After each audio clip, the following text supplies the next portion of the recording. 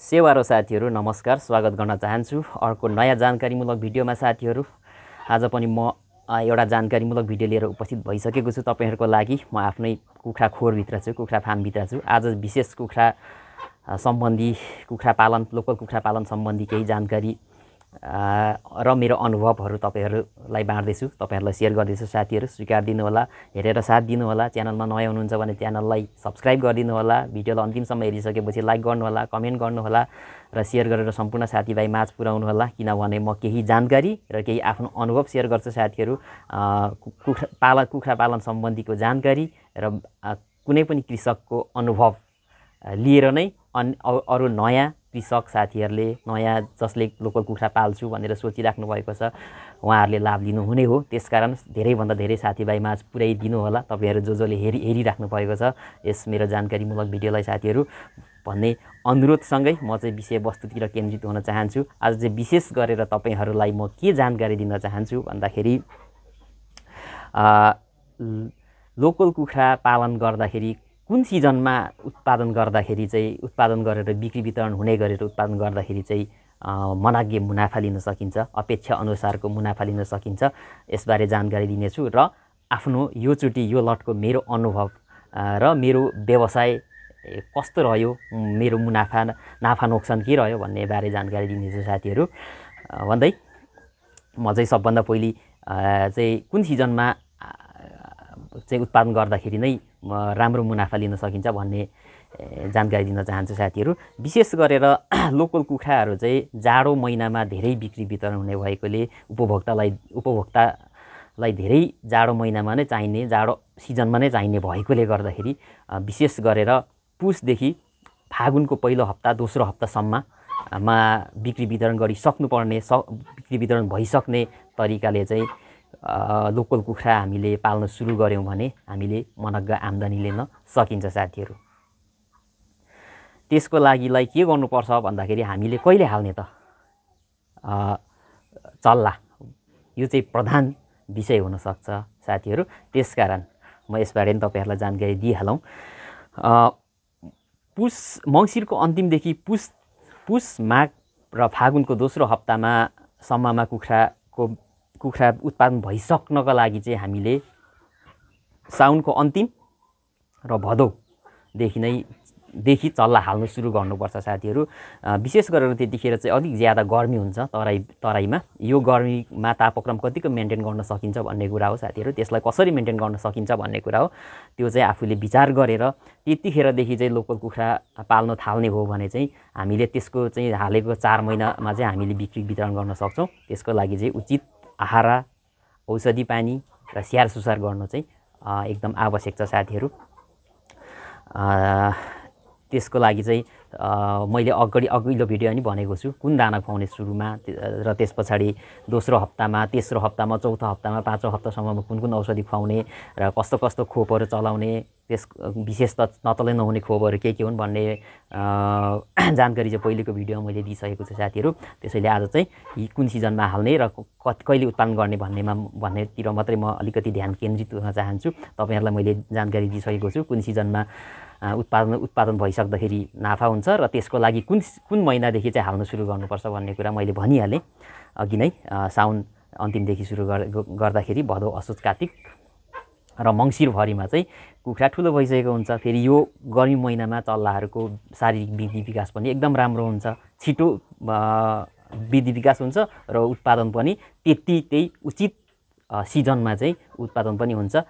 यसरी चाहिँ हामीले मनग्गे अपेक्षा अनुरूप आम्दानी लिन सक्छौँ साथीहरू।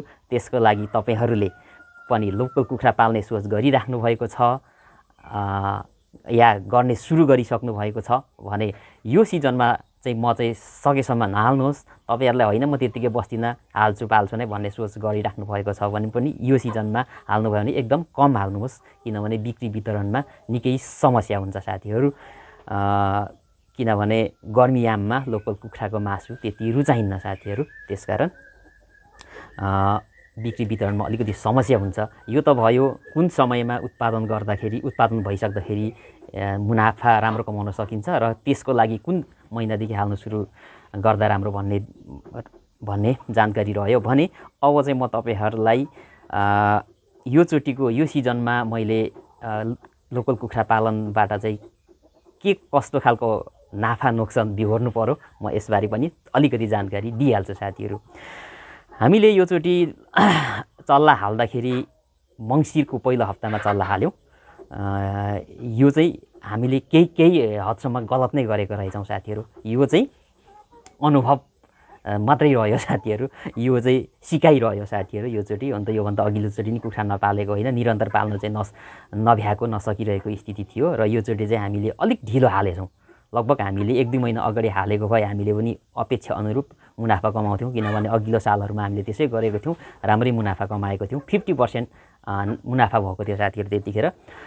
योचोटि चाहिँ हामीले मङ्सिरमा हाल्यौँ, हामीले फागुनदेखि मात्रै निकाल्न थाल्यौँ, उत्पादन सुरु भयो। त्यहाँदेखि चाहिँ गर्मी सुरु भइहाल्यो। गर्मी सुरु भएसँगै कुखुराहरू फेरि यो साल नै फेरि धेरै उत्पादन पनि भएको रहेछ भन्ने कुरा बुझियो र त्यस पछाडि चाहिँ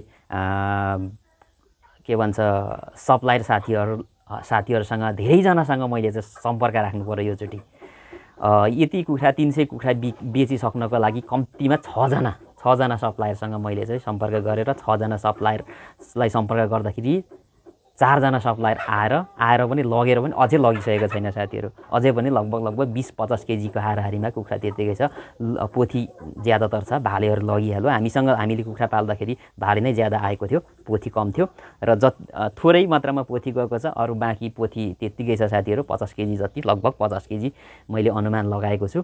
र अर्को दुखाएको कुरो के चाहिँ भयो भन्दाखेरि गत साल हामीले कुखुरा पाल्दाखेरि एउटै रेसियोमा एउटै रेटमा सबै कुखुराहरू बिक्री वितरण गरेको थियौँ भनेको भाले र पोथी एउटै रेटमा बिक्री वितरण गरेको थियौँ र योभन्दा उच्च मूल्यमा पनि बिक्री गरेको थियौँ भने योचोटि त्योभन्दा त्यसको तुलनामा निकै कम मूल्यमा बिक्री वितरण गर्यो। त्यसमाथि भालेभन्दा पोथी चाहिँ 100 रुपियाँ कम, प्रति केजी 100 रुपियाँ कममा बिक्री वितरण गर्नु पर्यो। यो चाहिँ एकदम दुःखदायी कुरो रह्यो साथीहरू। त्यसैले योचोटिको कुखुरा पालन व्यवसायले, योचोटिको कुखुरा पालनले चाहिँ मलाई चाहिँ नोक्सान नै त नभनौँ, नोक्सान नै त भएन, साउँ टेकेर केही % फाइदा त छ होला।